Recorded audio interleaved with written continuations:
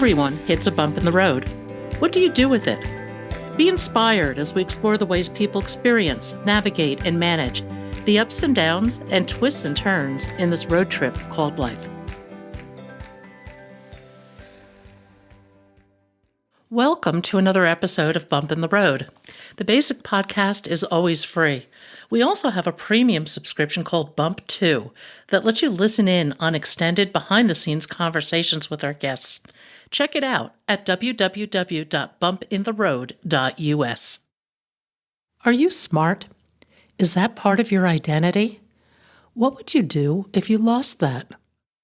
Anne Zuccardy suffered a brain injury that challenged her very sense of self. She had to find new ways of doing things, relying on her brain to create new pathways and on her intuition to guide her. How does she see herself now? It's what she calls the new smart. Welcome, Anne, to Bump in the Road. Anne, welcome to Bump in the Road. If you would, tell us your story. Hi, Pat. Thanks. My story, gosh. My brain injury story started in 2011. And though I don't define myself by the brain injury, that is certainly a pivotal point in my life where I hit a bump in the road. So I'll start there. So in 2011, I was in Germany, traveling in Germany, and I slipped in a bathtub and hit my head. And at first, I didn't really think much of it. Because I didn't lose consciousness. I was a little bit out of it for a couple of days, but I did not lose consciousness. So I thought it was nothing. And I came back home to the United States and went back to my stressful job in corporate communications. And as the next couple of days unfolded, I couldn't read. I couldn't write. I couldn't put together a sentence that made any sense. And I had the most pounding headache I've ever had in my life. And so we went to the emergency room and I found out that I had suffered a pretty intense concussion, also called a coup contre coup brain injury. And I was told to go home and brain rest, which I did. And over the course of many months and weeks and years following that brain rest, I have learned a lot about how brains work. And personally, I've had to sort of reboot my life and restart it after that because I subsequently lost that job. I couldn't go back. I couldn't do the work anymore. And there was a lot of healing and a lot of other little side roads that I took along the way that have led to some pretty cool destinations. So that's my story. Currently, I'm a technical writer for the U.S. Army. That's what I do in my full-time work. But I'm also a speaker. I've done a couple of TEDx talks about my experiences. I am an adjunct professor of English at a couple schools. And most of all, what I'm really focusing on at this phase in my life is my writing. I am a lifelong creative nonfiction writer, and I earned my master's degree in English at the ripe old age of 57 a few years ago. And here I am now, just really focusing on writing stuff that matters to me outside of my job, the fun stuff that I like to write, the creative stuff, the essays, the poetry, and the short stories. So that's where my focus is these days. That's a remarkable evolution. I'd have to think that when the injury initially occurred, it had to be horrifying. Yeah, it was. So I fell in a bathtub, as I mentioned, and hit my head pretty hard, but didn't lose consciousness. So it was disorienting. I, of course, saw stars and couldn't speak for a few minutes afterwards. You know how sometimes when some physical shock hits you and you're just kind of in shock. I was concerned that I was just in shock and that was my only problem.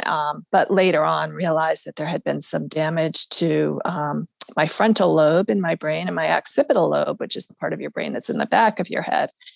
And that was disorienting. The fact that I couldn't do the things that I had always done just without even thinking about them. And I worked as a writer. So the fact that I couldn't even string together a sentence coherently was extremely disconcerting for someone who relies on words for her livelihood.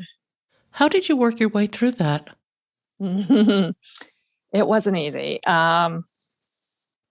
With a lot of humor, I will say, first of all. Second of all, I think the thing that helped me most work through it was the attitude of playfulness and creativity that has always been part of my life, even before brain injury.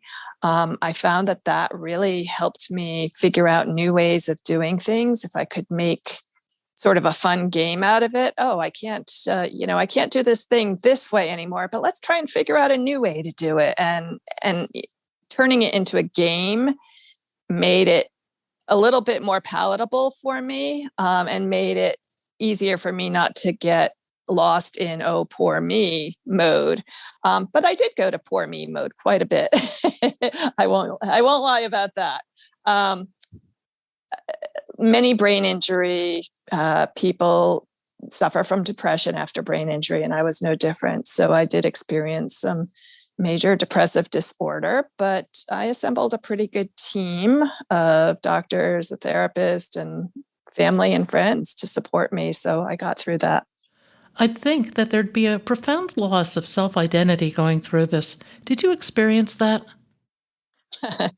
Yes, I did. So when I had this brain injury in 2011, I was 49 years old, and I was on the cusp of turning 50, which is a big time, a big pivotal time for many women. Um, I was on the cusp of turning 50, and I was sending my only child off to college. So she was leaving the nest. And so the things that I had defined myself by, my work, my job, my motherhood, all of that was just changing in an instant. So yeah, it was very disorienting, as you pointed out early, but it was difficult. My whole way that I measured who I was suddenly just changed in an instant, and I had to learn how to measure the things that I valued in other ways. Talk about that a little bit. What other ways did you find to measure things? And did you find that your sense of what was important changed? Absolutely, yes. So in my first TEDx talk, I talked about this quite a bit, and I love this topic. Prior to the brain injury, I had defined myself by a few different things. Career was a big one, and how much money was in my checking account at any one time based on how well I was doing at my career was another thing. And suddenly that was gone. I also defined myself as a smart person. I always thought I was super smart. I was the kid in school who got straight A's and aced the SATs and pretty much sailed through academics pretty easily. And then suddenly I couldn't read.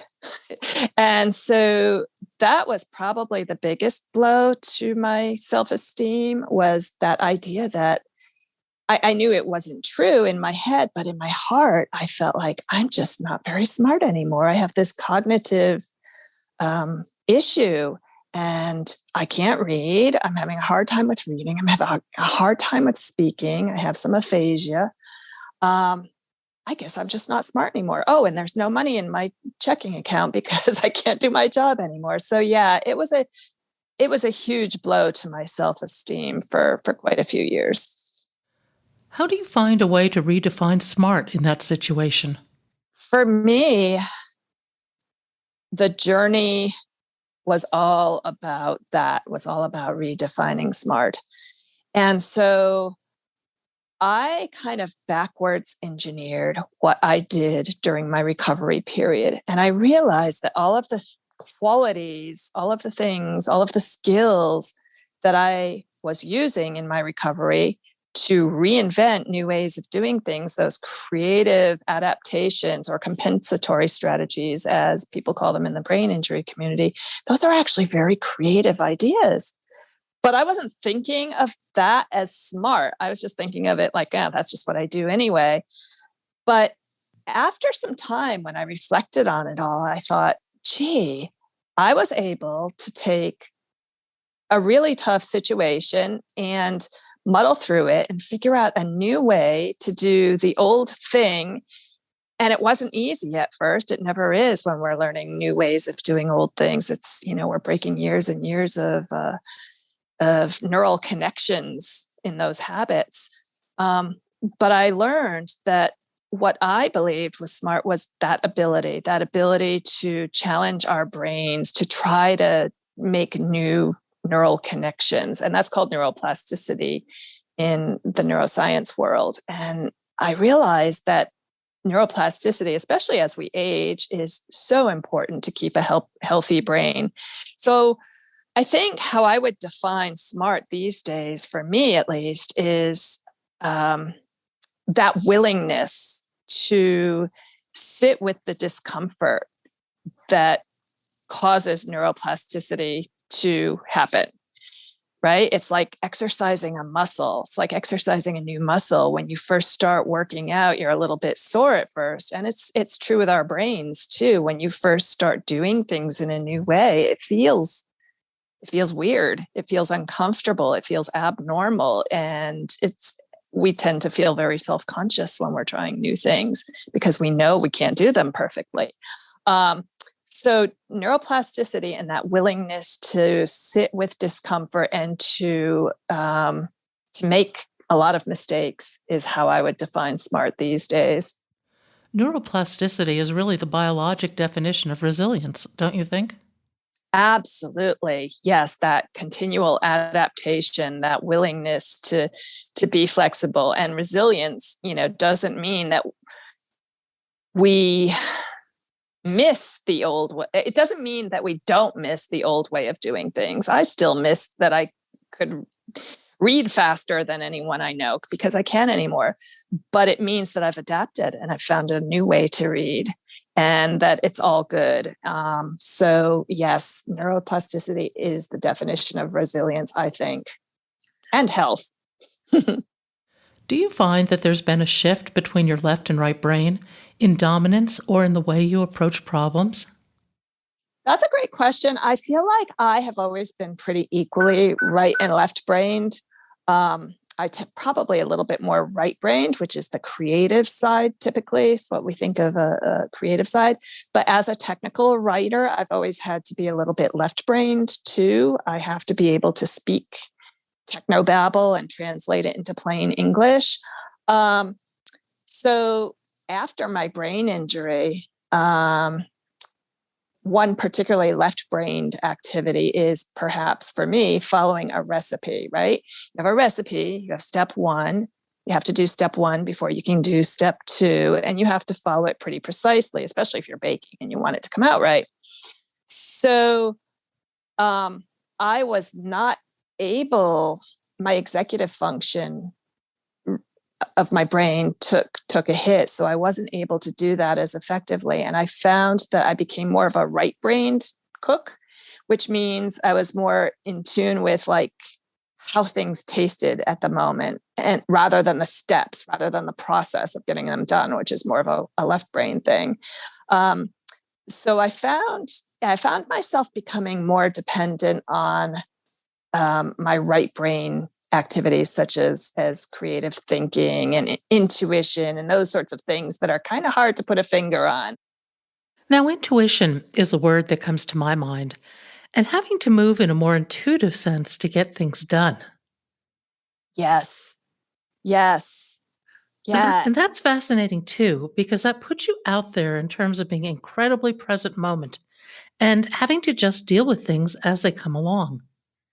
So true. Yes, intuition does force us to be mindful and to be present in the moment. And I look at that as kind of a mixed blessing, right? It's I've always been pretty intuitive, but after the brain injury, I really, really was forced by virtue of the injury. I was forced to be in the moment. I couldn't read, I couldn't watch TV, I couldn't drive, I couldn't do anything at first. What else are you going to do but be in the moment? And it was sort of this forced meditation, and it was a blessing in disguise for sure. So it certainly has improved my power of intuition over the last 10 years, learning to live with a brain injury. And I love it now because I've also learned to trust my intuition. I've always trusted it pretty well, but I've learned to trust it in a way now that like there's no discussion about it. I know when I know something, and I may not be able to tell you how I know it, but I know it and I know I'm right. That's fascinating. And actually, it's a great place to be. Yeah. Yeah. It feels good. And some of that I'm sure just comes from getting older, as we age, we become more confident in our own judgment of the world around us. And so, yeah, so I don't know how much of it is brain injury or what, but I'm certain that the brain injury like amplified that whole process for me and really taught me to trust that. I find that interesting because I went through something similar, not with brain injury, but with 3 rounds of chemo and a lot of stress through the whole process. To manage the stress, I learned to meditate, and I meditated twice a day. From the treatments, I had horrific chemo brain. The two, I believe, rewired my brain. For example, I'm no longer able to do a lot of the linear things I used to do so well and so easily, but I became much more right-brained. Between the meditation and my own inherent neuroplasticity, I'm certain my brain is very different now than it was 10 or so years ago. That is so cool. And I have heard that about chemo. I've heard the expression chemo brain. I've heard other people who have had cancer talk about that. I don't know for myself if that's true, but I think that's absolutely right. So and what you just did, I think, is point out a really important thing. There is it was chemo's crappy, no matter how you slice it. It's an awful thing to go through, but it's kind of cool what your brain was able to do with that. It's amazing, and it goes to one of the things you said in your second TED Talk about getting into a zone of discomfort in order to move forward. Yeah. Yeah. Well, it's kind of like what I said earlier about working out. We've all had that experience where we do a new exercise of some sort, and ooh, the next day you have a few sore muscles. We've all felt that before, and that's kind of what we're doing when we are growing our brains. And um, it's a wonderful thing. I think being able to intuitively know the difference between, I don't know how to say this, between good pain and bad pain, and a little bit of discomfort is not a bad thing. We as Americans are taught that discomfort is bad and we have to fix it, we have to medicate it. But there are times when the ability to sit with that discomfort is absolutely transformational. I remember your words now.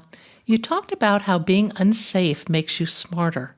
I love that because I think pushing yourself into situations that are unsafe, that are uncomfortable, or not your normal way of doing things is an opportunity for enormous growth, and you don't have to wait for a traumatic event to do that. That's really true. And uh, yeah, I would like to add some examples to that. So um, your listeners might be interested in trying these things, that you don't have to have a brain injury. You don't have to have cancer. You don't have to have a traumatic event to practice that, finding the comfort in discomfort, or practicing the safe, unsafe, as I called it in my second TEDx talk. That's, some people call it getting outside of your comfort zone. And we all know that getting outside of our comfort zones in little baby steps is good for us. And it helps our brains to grow. And if you just think back to the workout analogy, think of it as lifting weights for your brain and building your brain strength. I totally agree. Now, travel is one of your unsafe places, isn't it? Yeah. Travel by myself to places that had a little bit of an edge to them. I don't recommend this for everyone, but it's kind of always been my thing. So a few years after my brain injury, I took a trip to Haiti and worked in Haiti for a week. And they were still reeling from the 2010 earthquake there. So there was definitely a need. To me, Haiti is definitely an unsafe place, literally. Um, but but getting comfortable with discomfort, or practicing being in the safe, unsafe does not require you to hop on a plane and go anywhere. One of the things that I frequently do when I speak to large groups is I will challenge them to eat their lunch with their non-dominant hand. So if you're usually a right-handed person, pick up your fork with your left hand and try it for your entire lunch period. It's uncomfortable. It's awkward. Sometimes you look silly because you'll drop food. But that's what neuroplasticity is. It's a different way of doing the same old thing, and it's going to challenge your brain, and it's going to feel weird. So I always suggest to people, give that a try. Try eating a couple meals with your non-dominant hand. It may seem kind of goofy, but what it's doing is it's forcing your brain, it's forcing your neurons to fire in a way that they are not used to. And that's what's going to build that strength and those muscles, in air quotes, so to speak. So it's things like that. And I always tell people that I feel very lucky because I grew up like that. I grew up playing games and doing things like that were always challenging. But I always tell people it's not, you don't have to hop on an airplane. You don't have to take up a new language or a new musical instrument. Just eat your dinner with your non-dominant hand, or I don't know, put a blindfold on and walk around your house with a blindfold and try to figure out how to navigate without being able to see. Things like that. Those can be fun things, and they can involve other people, and they can be fun. And when you make it fun, then it's not so awkward.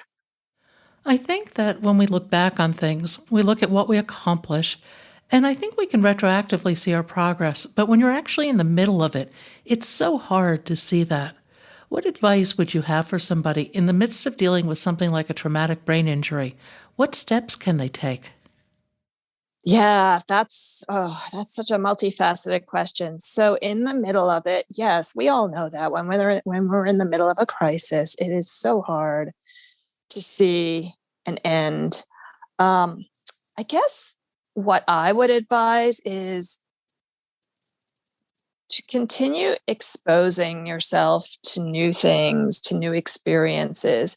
There's something, for me at least, there's something about that keeps me engaged and keeps me hopeful. And it kind of takes me out of my own misery when I'm out and doing something, learning something new, or doing something to help somebody else. It takes me out of my own fear and anxiety. So that would be the first thing. But I would also advise, self-care is a huge buzzword these days. And I don't believe that self-care means going to get pedicures and getting your hair done. I think self-care is really about finding that mindful, quiet time for yourself every day and carving that out and making it a priority. That's what self-care is. So for me, that might look like prayer or meditation or a walk in the woods. The studies tell us that being out in nature is actually very good for our brains and very good for anxiety. So things like that help me a lot. Mindfulness practices, whatever they may be, they're different for everybody. I get mindful when I sit with a knitting project and I'm knitting, because there's something about that repetition that's very hypnotic and beautiful to me. So there's lots of ways to be mindful. Did any of this change your sense of compassion? Oh my goodness. Yes, indeed. So 10 years ago, when this happened to me, I did not have any knowledge of the term invisible disability. Now I talk about invisible disabilities all the time. And I have learned to be less judgy of people, because I realize that I don't know what they're dealing with. I don't know what invisible disabilities they might have. I don't know if they woke up on the wrong side of bed this morning. I just don't know. And so I've definitely become more compassionate, more able to give people the benefit of the doubt, and less likely to make a quick snap judgment when somebody behaves in a way that I don't like. So I guess a brain injury increased my sense of empathy and compassion for others. And I do talk about invisible disabilities a lot. And thank goodness now invisible disabilities are starting to get a lot more notice in the workplace and in our culture. So you never know what somebody is dealing with. So it pays to just treat everybody with that in mind, and be curious about what's going on with that person before you make a judgment. I think invisible disabilities are actually with us all of the time. It might be an emotional perspective that you have on things, it might be disease or physical disability. I think everybody has something. Yes, we all do. It's interesting. I recently learned that anxiety and depression are considered invisible disabilities, and that under the Americans with Disabilities Act, people with those conditions can possibly apply for reasonable accommodations to work at home, or to have an alternative work arrangement. And when you think about it, those are the most common mental health disorders in our culture. Many of us at some points in our lives have dealt with anxiety or depression. So I had never thought of those things as disabilities, but think about it, they can be very disabling. And so, yeah, I think we've become a lot more inclusive and aware of these things. I think we have a long way to go, but we're certainly making progress, at least since I had my brain injury 10 years ago. I think the idea of neuroplasticity has really caught on, and people through talks like yours are starting to see what that could mean for their lives.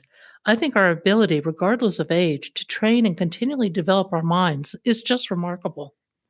And once you get into that pattern of learning and change, I think you have a greater chance of staying there, and change becomes less threatening. Yes.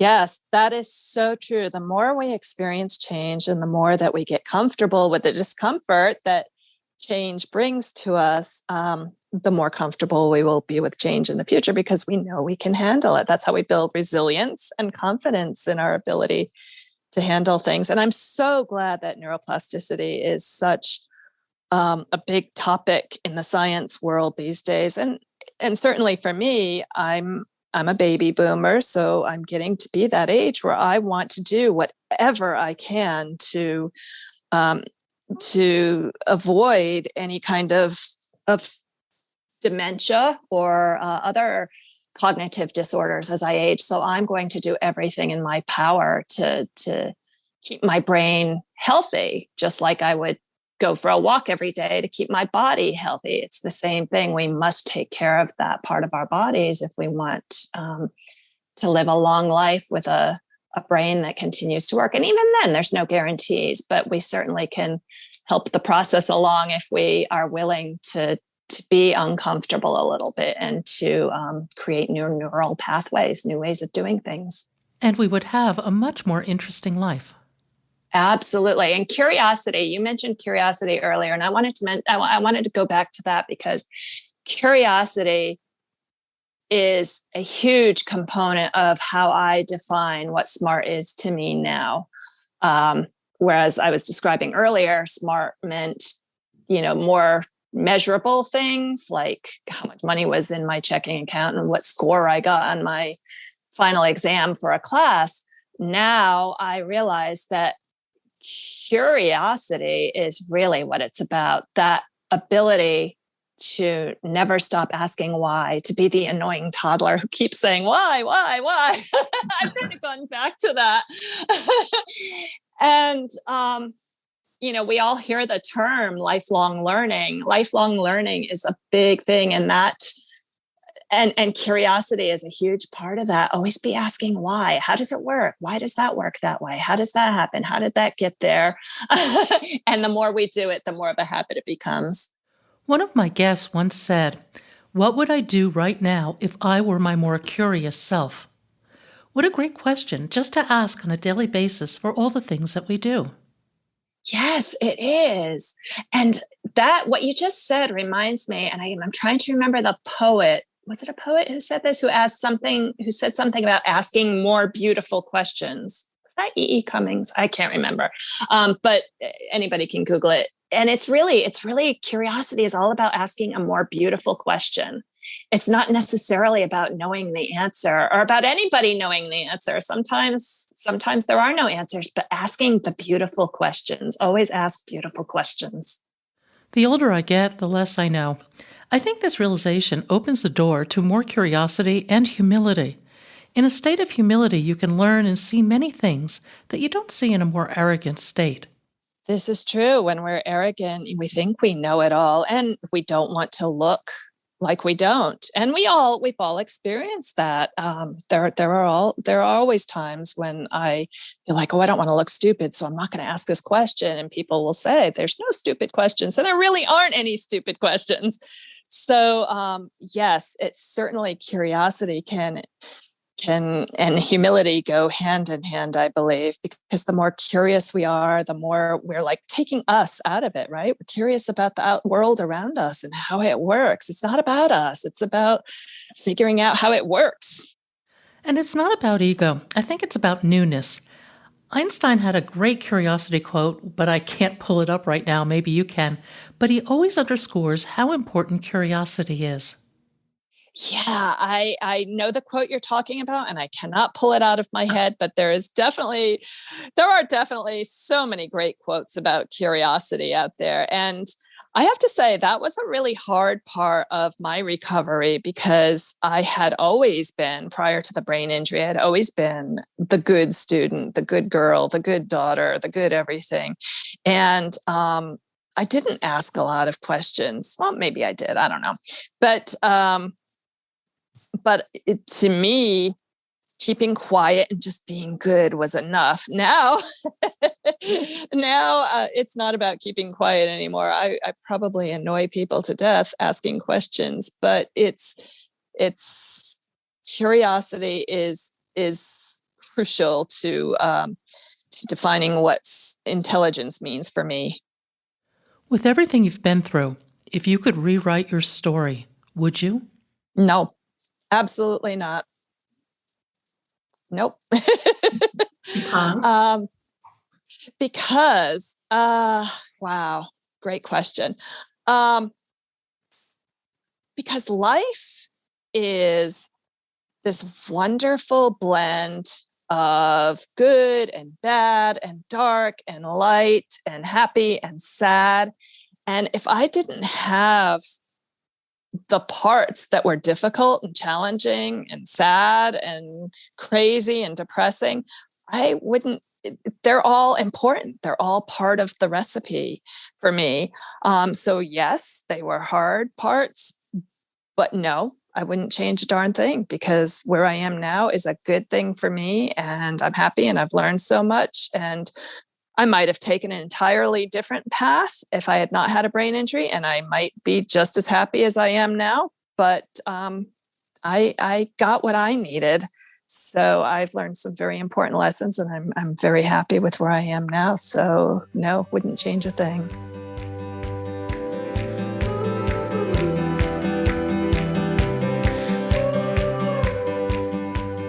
Thank you for joining us today. I hope you found something in today's podcast that inspires you along your own life's path, because sometimes a bump in the road is actually a portal into a more conscious and meaningful life. You can subscribe to our free podcast at www.bumpintheroad.us or become a premium member to hear the full conversation. Just go to www.bumpintheroad.us for more information and to sign up.